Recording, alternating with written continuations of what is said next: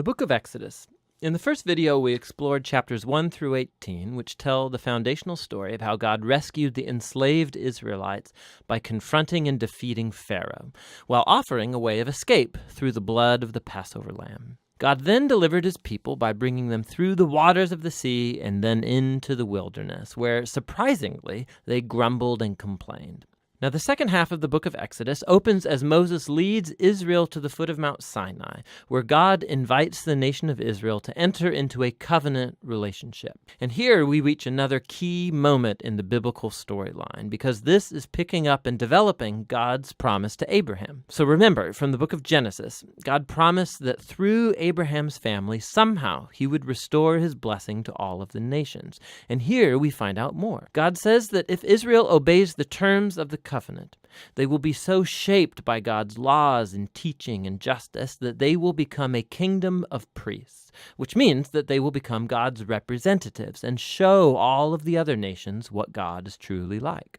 Now, the people of Israel eagerly accept the offer, and so God's presence appears right on the top of Mount Sinai in the form of cloud and lightning and thunder. And Moses goes up as their representative, and God opens with the basic terms of the covenant, the famous 10 Commandments. These are like the basic terms of the agreement, how the Israelites and God are going to relate to each other. And then after this come another collection of commands which fill out the first 10 in more detail. There are laws about Israel's worship, about social justice, how they are to live together, all shaping Israel into a nation of justice and generosity that's different from the other nations. So Moses writes down all of these laws, and he brings them down to the people who, again, eagerly agree to enter into this covenant with God. And once they do so, God takes the relationship forward another step. He tells Moses that he wants his holy and divine and good presence to come and dwell right in the midst of Israel, which develops another aspect of God's covenant promises. So remember, after humanity's rebellion in the garden, it was access to God's presence that was lost. But now it's through the family of Abraham that God's presence is becoming once again accessible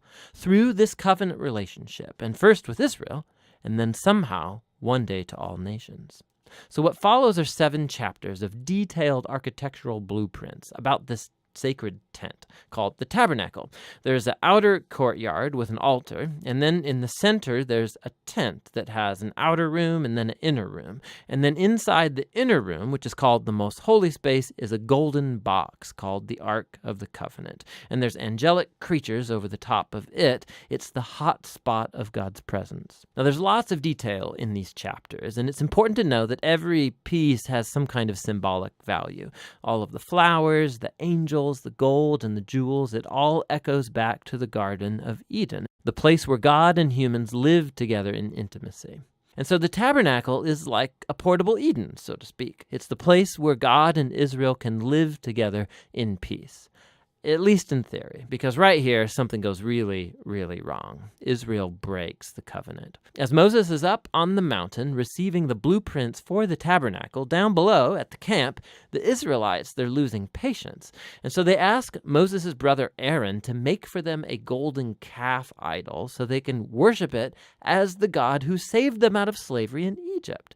Now God's presence, it's right there on top of the mountain. They can see it. But here they are below, breaking the first 2 commands of the covenant they just agreed to.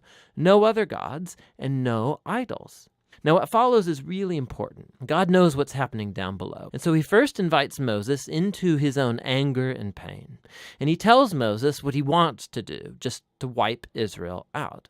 But Moses intercedes by appealing to God's character. He says, first of all, destroying Israel would be going back on your covenant promises to Abraham. And then Moses appeals to God's reputation among the nations. What would they think if they see you destroying your own people? And so God accepts Moses' intercession, and he relents. And while he does bring his judgment on those who instigated the idolatry, he forgives the nation as a whole and promises to renew his covenant. And it's right here, at this point in the story, that God, for the first time, describes his own character to Moses. He says, the Lord is merciful, he's gracious, he's slow to anger, abounding in covenant faithfulness. He forgives sin, but he will not leave the wicked unpunished. So we have this tension. God is full of mercy, but also he must deal with evil if he claims to be good. And above all, God is faithful to his promises, even though it means, he knows, he's committing himself to a people who are utterly faithless. And so after renewing the covenant with Israel, God commissions Moses to go ahead and build the tabernacle. And once again, we get 5 long chapters describing in detail the construction of the tabernacle. And it all comes together in the final chapter where the tabernacle's finished. God's glorious divine presence comes and hovers over the tent, and our hopes are high. And so Moses, he goes right up to enter into the tent, and he can't. He actually can't go in. And that's how the book ends. It's really surprising, but not really if you think about it. You can see now how much Israel's sin has damaged the relationship with God in more ways than we realized. So the book opened, remember, with Pharaoh's evil threatening Israel and threatening God's covenant promise. But now, as the book ends, Israel has become its own worst enemy. It's their sin that's threatening the future of the covenant. And so the question as the book closes is, how is God going to reconcile this conflict between his holiness and his goodness and his presence with the sinful corruption of his own covenant people? The solution to that problem is what the next book is about, but for now, that's the book of Exodus.